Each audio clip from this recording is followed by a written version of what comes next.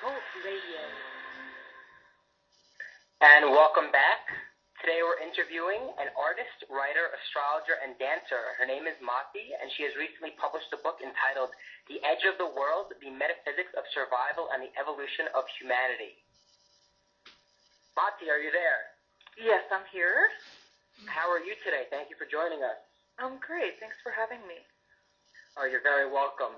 Now, Moti was kind enough to send me a copy of her book last night, which I did read. It was very intense. Moti, could you maybe give us a quick synopsis of the book, what it's generally about? Yes. I guess to give you a little bit of an overview, I kind of went through a lot of emotional integration work really almost 20 years ago now. And this particular book, so during that time, because I'm an artist and a writer, I chronicled that whole process of integration. And this particular book contains some writing from that time and art that illustrates that process. And this particular essay entitled The Edge of the World is sort of a snapshot of a portion of that process. And trying to think of how else to describe it. I mean, do you have anything in particular that you're wondering about? No, just in general for people out there listening. To give a quick overview, but I'm sure we'll get to that. Now, You talk about integration a lot, and I noticed that a lot actually used as well. When you talk about integration from an emotional perspective, are you referring to specific experiences that you actually went through in your life, and that's what you were chronicling? Yes, exactly. As a child, I experienced abuse, sexual abuse, physical abuse, emotional abuse. And so basically, from my point of view, what happens in that process is that we become alienated from ourselves. And especially in these systems where we're forbidden to acknowledge the truth of our own experience at the time. We're forbidden to express how we feel, to find safety, all of those things. And so what happens is we move through our lives in this self-estranged way.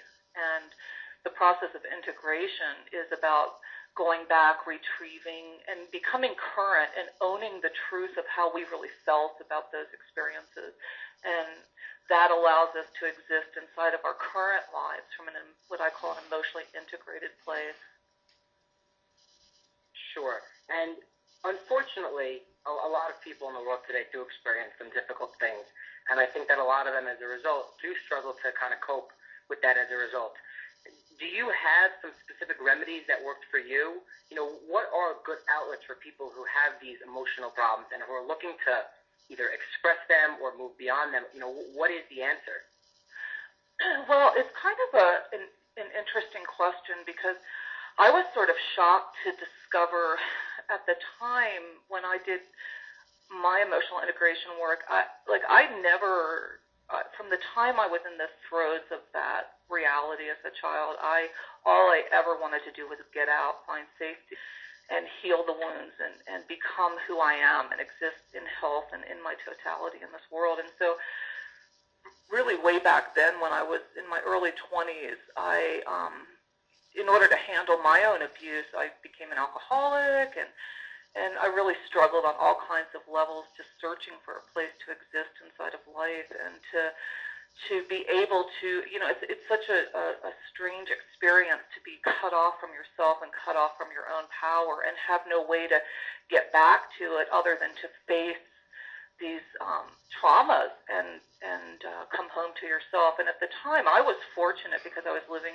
in Venice Beach, and this was about 20 years ago, and I got sober during that time and began that process of healing. And during that time, also in that first year, my father died, and my whole family lives on the East Coast, and all through the years, I was separating myself away from them and kind of trying to extract myself from that system, because a lot of times with these issues, it's like these family systems, they're like these black hole vortexes of energy where we're just pulled in, and they have absolutely zero tolerance for consciousness or for addressing these wound structures. And so I had sort of been separating myself away, but really coping through just being, ameliorating my consciousness through drinking and stuff. So my path really began with that sort of this impasse that I entered through. And at the time, 20 years or so ago, in that area, it was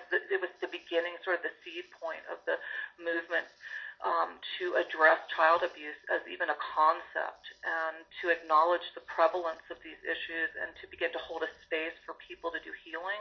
And I just happened to be at the right place at the right time, sort of the first one in the classroom going, help, And so I began my process that way. I think a lot of, back to your original question, I think the key and the core is to find safe people, and you have to get out of the systems themselves in order to have the space to own your own consciousness. And so it's sort of a tricky, it's a dicey proposition. But what I found in the ensuing years is that as that movement began to ground and people began to work through their issues, there was simultaneously a backlash against that consciousness, and it sort of paralleled that movement where people were actually doing integration work, and it kind of led us to this place where I see us now collectively, which is that not very many people have done this work yet, and it's kind of shocking to me.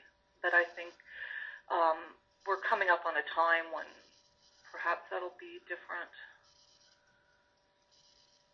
Sure. Now, I gathered from that that one of the most helpful things, at least in your situation, was communication, and I imagine both emotionally and verbally, with people that you could trust. Yeah. Did you find that this was the most effective way in overcoming everything that had happened in your past? Absolutely. I was fortunate at the time. I was in, I went to AA, and I did all that back then, and I they were doing meetings of adult children of alcoholics during those years, and people were beginning to heal these sort of devastating childhoods they had, and finally having little places to exist together and share these experiences and acknowledge that they were, in fact, devastated. And so I kind of began there, and at the time, I was really lucky. I was in Santa Monica. They actually had a